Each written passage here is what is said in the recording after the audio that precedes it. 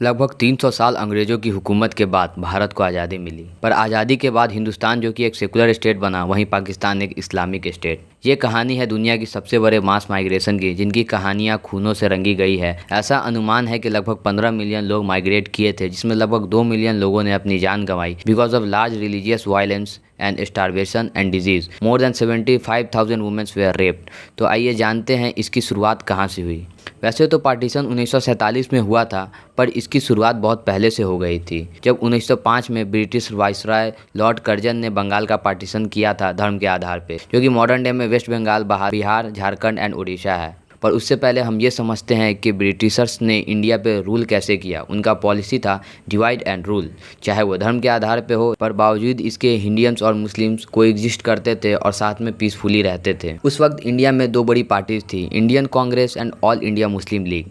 कांग्रेस, जिसको महात्मा गांधी और नेहरू लीड करते थे, जो कि एक हिंदू मेजोरिटी थी और एक सेकुलर स्टेट की डिमांड करती थी। मुस्लिम लीग, जिसे मोहम्मद अली जिन्ना लीड करते थे, जो कि एक मुस्लिम मेजोरिटी थी। ये भी उस वक्त बस इंडिपेंडेंस की डिमांड करती थी। 1916 में लखनऊ पैक्ट हुआ और दोनों पार्टीज ने स्वराज के लिए साथ मिलकर लड़ने पे राजी हो गए। पर उस वक्त दो नेशन की बात नहीं उठी थी, तब दोनों पार्टीज को बस पूर्ण स्वराज चाहिए था ब्रिटिशर्स से। 1919 में वर्ल्ड वार 1 हुआ, जिसमें इंग्लैंड को भारत की ज़रूरत पड़ी और इसके बदले में ब्रिटिशर्स ने इंडियंस को गवर्नमेंट ऑफ इंडिया एक्ट दिया, जिसके कारण हमें प्रोविंशियल ऑटोनॉमी मिली। इसी के साथ ही ब्रिटेन ने डिफेंस एक्ट ऑफ इंडिया लाया, जो ब्रिटिशर्स को पावर देती थी कि किसी को भी कभी भी वो कैद कर सकती थी। साल 1919 में जालियांवाला बाग हत्याकांड हुआ, जिसमें अनआर्म्ड सिख मेन, वुमेन और चिल्ड्रन मारे गए, जो पीसफुली प्रोटेस्ट करने आए थे, क्योंकि दो लीडर्स डॉक्टर सैफुद्दीन किचलू और डॉक्टर सत्यपाल को अरेस्ट कर लिया गया था। ऐसा कहा जाता है कि ब्रिटिशर्स के खिलाफ लड़ाई यहीं से तेज हो गई थी इंडियंस द्वारा। पर आखिर ऐसा क्या हुआ बाद में, जिसके वजह से जिन्ना ने सेपरेट स्टेट की मांग करनी शुरू कर दी। 1935 में प्रोविंशियल इलेक्शन हुए गवर्नमेंट ऑफ इंडिया एक्ट के तहत, जिसमें कांग्रेस ने मुस्लिम लीग को स्वाइप्ड कर दिया। कांग्रेस ने 707 सीट जीते, वहीं मुस्लिम लीग ने केवल 106 सीट जीते। और इस हार के बाद से ही जिन्ना का दिमाग में बंटवारे की भावना आ चुकी थी और पाकिस्तान वर्ड, जो कि चौधरी रहमत अली द्वारा दिया गया था, इसमें मुस्लिमों की दिलचस्पी बढ़ने लगी थी। इसके बाद 1939 में सेकेंड वर्ल्ड वार हुआ, जिसमें इंग्लैंड को भारत की ज़रूरत फिर पड़ी और उस वक्त इंग्लैंड बहुत कमज़ोर हो चुका था। तो फिर उन्होंने क्रिप्स मिशन लाया, जिसमें इंडियन यूनियन को डोमिनियन स्टेटस दिया गया। पर अब भी डिफेंस जैसे पावर्स ब्रिटिशर्स के पास ही थे। पर इस मिशन को किसी ने भी एक्सेप्ट नहीं किया, न कांग्रेस ने न मुस्लिम लीग ने, क्योंकि ये एक तरह का सेमी इंडिपेंडेंस था और दोनों पार्टी पूर्ण स्वराज चाहती थी। फिर 1942 में गांधी एंड नेहरू द्वारा क्विट इंडिया मूवमेंट की शुरुआत की गई, जिसमें साफ तौर पर डिमांड था कि ब्रिटिश को भारत छोड़ना ही होगा।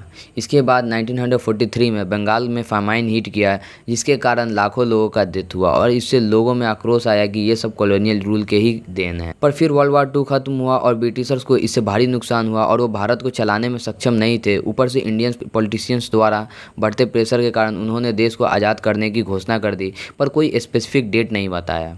फिर आते हैं 16 अगस्त 1946 को, जब जिन्ना ने डायरेक्ट एक्शन डे लॉन्च किया, जिसमें उन्होंने अपना पॉइंट साफ कर दिया कि उन्हें पाकिस्तान चाहिए ही चाहिए। और एक स्लोगन भी था कि we shall have divided India और डिस्ट्रॉयड इंडिया। इसके बाद ही कोलकाता में कम्युनल राइट्स हुए, जिसमें 4,000 से 10,000 लोग मारे गए 72 घंटे के अंदर। इसके साथ देश के अदर पार्ट्स में भी दंगे होने लगे, जिससे ब्रिटिशर्स को डर सताया सिविल वार का। तब उन्होंने भारत छोड़ने की अपनी रफ्तार बढ़ा दी। 20 फरवरी 1947 को ही ब्रिटिश प्राइम मिनिस्टर क्लीमेंट एटली ने कहा था कि ब्रिटिश रूल जून 1948 से पहले ख़त्म हो जाएगा। पर असली खेल यहाँ से शुरू हुआ, जब लॉर्ड लुइस माउंटबेटन को अपॉइंट किया गया ताकि पार्टीशन के इशू को रिजॉल्व कर सके, और ये इसमें सफल भी रहे महात्मा गांधी और जिन्ना के बीच नेगोशिएशन करने में। जून 1947 में इन्होंने पार्टीशन का अनाउंसमेंट कर दिया। अब इंडिया को 1947 में आज़ाद होना था, 1948 के बजाय लगभग पूरे 1 साल पहले। पर सवाल था कि इंडिया को डिवाइड करेगा कौन। तब एक ब्रिटिश लॉयर सिरिल रेडक्लिफ को भारत बुलाया गया और 36 दिन का टाइम दिया गया ताकि वो रिलीजन, रेलवेज एंड कैनल्स के आधार पर पार्टीशन कर सके। पर सबसे चौंकाने वाली बात ये थी कि वो इससे पहले कभी भारत आए ही नहीं। रेडक्लिफ ने बंगाल और पंजाब को 2 हिस्सों में बांटकर ईस्ट पाकिस्तान और वेस्ट पाकिस्तान बना दिया, वो ईस्ट पाकिस्तान जो बाद में बांग्लादेश बना। 14 अगस्त 1947 को पाकिस्तान ने इंडिपेंडेंस डिक्लेयर कर दिया और 15 को इंडिया ने At the stroke of the midnight hour, when the world sleeps, India will awake to life and freedom. पर उस वक्त भी दोनों देशों को पता नहीं था बॉर्डर्स के बारे में। इसके 2 दिन बाद पार्टीशन अनाउंस्ड हुआ और उसके बाद खून खराबा शुरू हो गया और इसका मेन सेंटर बना पंजाब। लोग माइग्रेट करने लगे पाकिस्तान से इंडिया और इंडिया से पाकिस्तान। पैदल, बुलेट कार्ट्स और ट्रेन से लगभग 7 मिलियन से भी ज़्यादा लोग इंडिया से पाकिस्तान माइग्रेट कर रहे थे और उतने ही लोग पाकिस्तान से इंडिया।